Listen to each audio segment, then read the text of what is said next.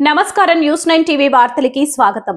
Cafe ముసుగులో kick, Nagole hookah centre గుట్టురట్టు. నేడు మన భాగ్యనగరంలో ఏం జరుగుతుందో చూస్తుంటే నిజంగానే దిమ్మ తిరిగిపోతుంది.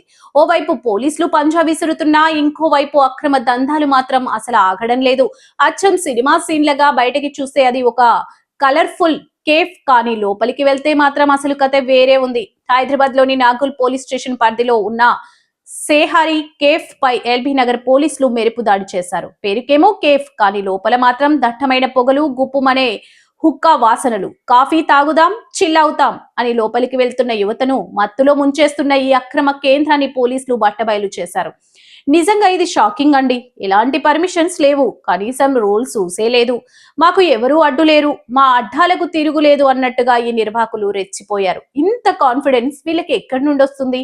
చట్టం అంటే భయం లేకుండా పోలీసుల కండ్లు గప్పి ఇలాంటి సెంటర్లు నడపడం వెనుక ఎవరున్నారనేది ఇప్పుడు పెద్ద హాట్ టాపిక్. పోలీసులు రైడ్ చేసినప్పుడు అక్కడ సీన్ చూసి అధికారులే విస్తుపోయారు. ఏకంగా 20 మందిని పోలీసులు అదుపులోకి తీసుకున్నారు. ఇక అక్కడ స్వాధీనం చేసుకున్న సామాగ్రి చూస్తే కుప్పలు తెప్పలుగా మొబైల్ ఫోన్లు, దాదాపు 15 వాహనాలను సీజ్ చేశారు. అంటే రాత్రిపూట అక్కడ ఏ స్థాయిలో హంగామా జరుగుతుందో అర్థం చేసుకోండి. ప్రస్తుతం పోలీసులు కేసు నమోదు చేసి దర్యాప్తును ముమ్మరం చేశారు. కేవలం నిర్వాహకులే కాదు, దీని వెనుక ఉన్న అసలు సూత్రధారులు ఎవరు, ఇలాంటి దందాలు ఇంకా ఎక్కడెక్కడ నడుస్తున్నాయి అనే కోణంలో పోలీసులు కూపీలాగుతున్నారు. తల్లిదండ్రులారా, మీ పిల్లలు కేఫ్ అని చెబితే గుడ్డిగా నమ్మకండి. ఎందుకంటే కేఫ్ పేరుతో ఇలాంటి మత్తు కేంద్రాలు గల్లీకొకటి వెలుస్తున్నాయి.